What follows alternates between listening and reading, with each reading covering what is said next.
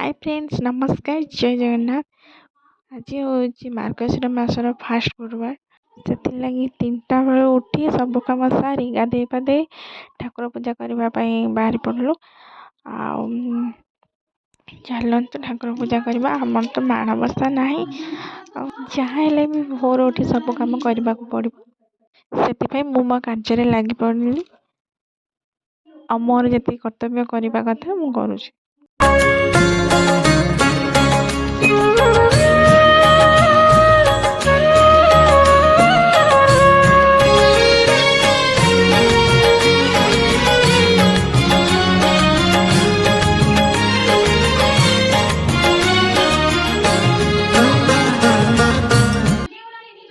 तापर मो पूजा कंप्लीट हो सारा माँ को भोग देदेले आ मो चुटी केमती है कमेंट कर निश्चय कहे। आज आमर तो पूरा भेज बिना पियाज रसुण कौन सब आइटम होती देखो देखो ये हूँ खटा पानी आठी हूँ आम बाड़े टक भेंडी कदली भजा बैगन भजा और शाग